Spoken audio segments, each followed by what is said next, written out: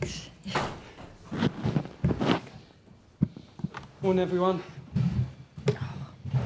Thanks for joining us, Matchday -1, ahead of tomorrow's game against Sweden. We've got a couple of different formats today. So we've got a group of journalists in the room at St George's Park, and we have a number of Swedish journalists joining virtually. So we will begin with questions in the room, and then we'll head across to our friends from Sweden online at the end of the press conference. Anton, we'll begin with you, please. Good morning, both. Morning. Morning. Sarina, let's start off, obviously, ahead of a big game. Just wondering how the squad's shaping up. Pretty good. Unfortunately, we have one player going out. So Chiara went back. She came in with some discomfort in her knee. So we tried to manage her, but it's not good enough. We're not going to take any risk. So she left, and Kayla Randell's in. Interesting you didn't mention certain Leah Williamson there. How is Leah? We saw her training on her own on Tuesday. Is she ready, and is she ready to play potentially 2 games in a couple of days? Yeah, we needed to manage a little bit. She had a full training session yesterday. She'll be on the pitch today. So that looks really good. And as we know, like where she comes from, she's still building, but she's in a good place and ready. If she comes through today, of course. Talking to some of the players in this week, they're saying it just feels different when Leah's around. Is that true? It feels like, you know, it's a different feeling when Leah's back in the camp? No, not a different feeling. It's just really good that she's back. First of all, for herself, because she was so excited to come back, and then that means that she's fit. So it's good to have another quality player in the squad. But I think we were in a good place already, and now we're in an even better place. I want to ask you about one of the big talking points of the week, obviously, the Conti Cup final. I know you sort of watched the game.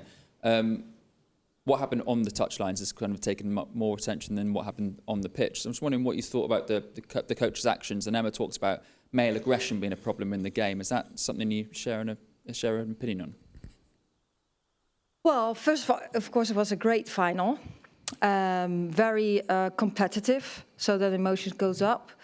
I haven't been there. I'm not in that situation, so I really do not want to comment on that one day before we go to the most important game tomorrow in a couple of months for us, Sweden. Fair enough. Lucy, good to see you. First off, I just obviously talk about the schedule a lot, the number of games that you've got coming up between now and July. As the senior player in the camp, how does it sort of compare to what you've been through previously, and are the demands increasing on the players to a point where it's actually reaching a breaking point? Yeah, I mean, obviously the demands are getting higher. I think even when I was at Lyon, it was quite high for me personally. To be honest, I had 2 days off from a Champions League final into a World Cup preparation, so it's nothing that I'm not used to.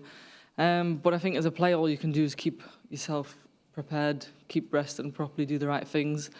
Obviously, for me personally, I'm part of FIFA Pro and discussions with, obviously I joined discussions with Sarina, FIFA, UEFA, but ultimately it's down to them to help program the calendar better for the good of the game, but for the wellness of the players involved. How are those discussions going, Lucy? I know the calendar's locked in until 2026, which doesn't really help in the short term, but how are the discussions progressing? Yeah, I mean, there's a lot of back and forth, and I think there's a lot of different opinions. Everybody's got their way of wanting to work. But I think, hopefully, there's ideas that people can come up with to maybe alter a few things. And I think a few alterations could make a huge difference for the players especially. And obviously, my point of view is from a player's perspective. Thank you very much. Thanks, Anton. Go to Emma from the BBC. Thank you. Yeah, good morning, both. Sarina, you've got some good memories of playing against Sweden, obviously in the Euros semi-finals. So, has there been a bit of talk about that this week, and how much can you use that to fuel a positive performance? We haven't used that.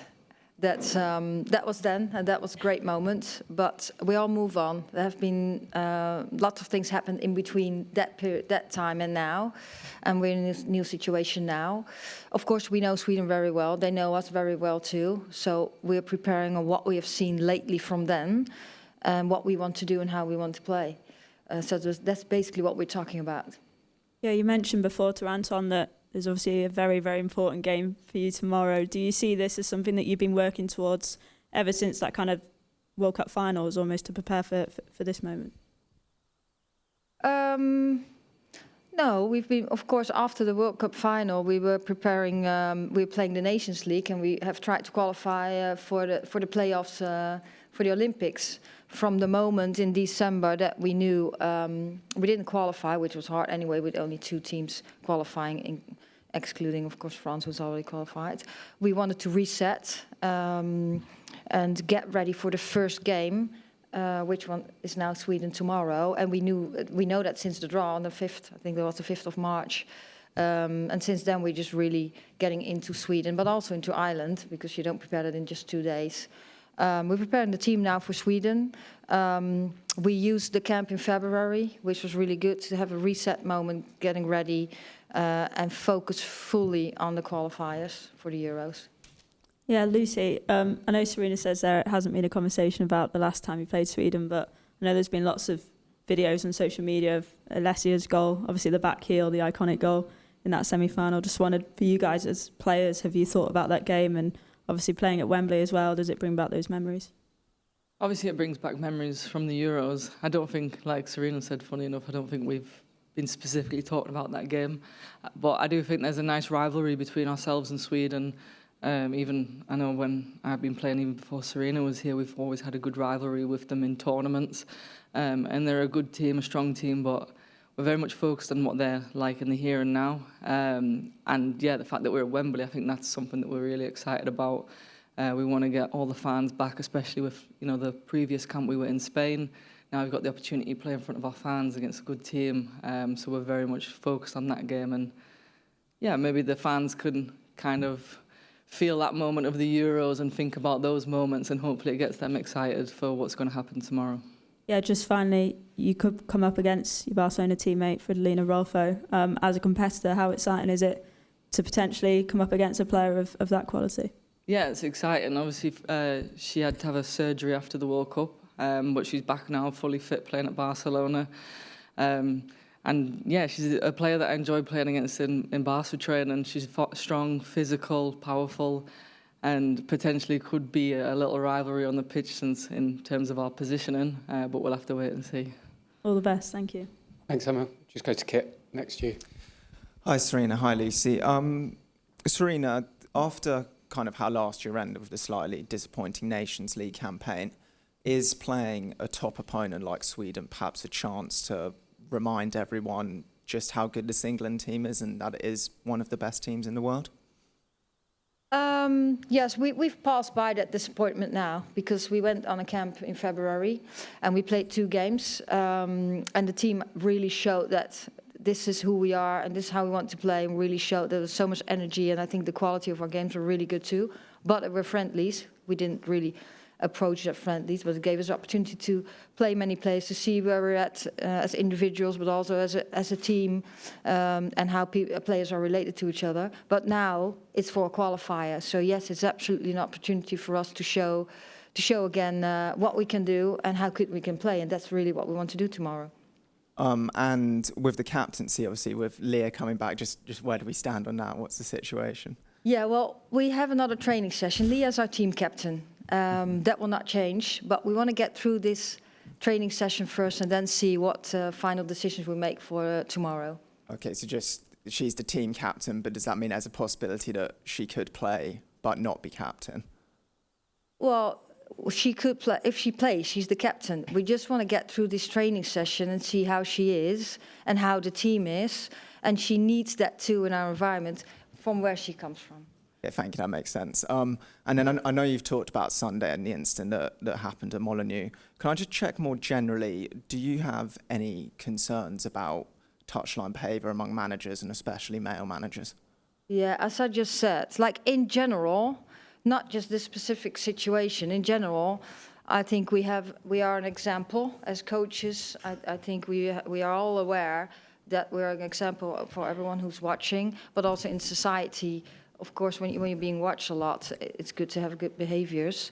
But I just don't want to continue talking about this now. We have a so important game tomorrow, and we're playing Sweden, and that's what I want to focus on. That's my main job right now. And just one more, just how are the players that played in that game, the final? Because it was obviously one, an exhausting game that went to extra time, and two, an emotional game for a number of reasons. So how were the Chelsea and Arsenal players in your squad? Yeah, they're good. But I think there's so many players that have very exciting, intense games, and many of those games, also Barcelona players played so many games because they had midweek games because of the Champions League. Then Georgia Stanway played with Bayern Munich. They also played 120 minutes and had a penalty series because they played a cup game last weekend. So we have our team program and the main thing is getting everyone ready for Friday, and then we individualize our scheduling, as you saw, for example, Tuesday, that some of the players were not on the pitch. We did some other recovery with them to just get everyone ready. And as we seen the training yesterday, I think we're in a good place. Thank you very much. All the best for tomorrow. Thanks, Kip. We'll go to Tom. Thank you. Good morning, both. Lucy, please could I ask you a question that I've not been able to ask any England footballer before? What does it feel like to go into a campaign as the defending champions? Yeah, I think it's exciting. Obviously, we want to qualify for the Euros, and that's the goal with this campaign. But I think the long goal would obviously be to win the tournament. We go into every tournament wanting to win it, but that would be a special part of history to be a team that could potentially go back-to-back in a tournament. It's difficult in any tournament, whether it's the WSL, the Champions League, but it would be a next level achievement to do that in an international stage. There are lots of same players who were with you when you won the Euros, and there's lots of new faces too who've come through. I'm just wondering how you would assess the health of the squad now and how excited you are about the kind of youthful nature of some of the players coming through. Yeah, really good. And I think, all the players that are coming through are competitive. I think they play at a high level. They play in really good games week in, week out. Then we've got probably a little bit more experience than the Euros, which is a crazy thing to say, that we've got more experience now than we did previously. We know how to win. And we also have a standard now that England, we get to finals, we want to win trophies.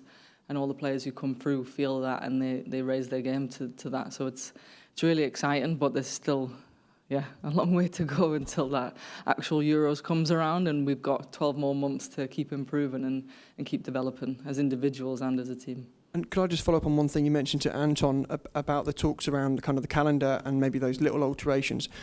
Specific to this campaign, I'm wondering if one of those alterations that you might like to see would be around the format for this qualifying campaign where we have the playoffs, which I know you don't want to be involved in the playoffs, but the playoffs are over two different camps, over two-legged, 2 rounds involving 4 games, whereas the men's Euros, they did it in one-legged fixtures recently, i.e. much quicker. And I'm wondering if that's an example of something that you feel could be tweaked in the future so that it doesn't take quite so many fixtures. Yeah, I mean, there's many things that are different in the men's game and the women's game, not just at international level, but even you look at the Champions League schedule and lots of things there are different. Some things are for the better and some things are maybe not for the better. But yeah, in terms of the playoffs, I wouldn't know as much about that. But I think there's always positives and negatives. Some teams might prefer that, because if you go into one camp, you might be missing your key players. Another camp, you might be able to get them back fit. So there's definitely different things to it. And I know that there's a lot of people who've got a lot of brain power working on all these scheduling situations at the minute. Thank you so much. And playoffs was one thing I wanted to ask you about, Sarina. Could you maybe just sum up the determination in the group to not be involved in those if you can get through automatically? How important would it be to be automatically qualified rather than needing that playoff route? Yeah, of course you want to qualify automatically because that means that we can play friendlies and then we can control that. And that would be really nice. And you can really, of course you want to win every game, but you also can try out more things. But yeah, that all depends on what we're going to do this week and in June and July. So hopefully we do really well, and then we have 2 camps after the summer break where we can play friendlies, and if not, then we play playoffs. Thank you. Thanks, Tom. Appreciate it. We'll move to the virtual element of the media conference and our friends from Sweden who are dialing in on Zoom. If you would like to ask a question, please raise your virtual hand and we will try and get through as many as possible. Are there any questions online?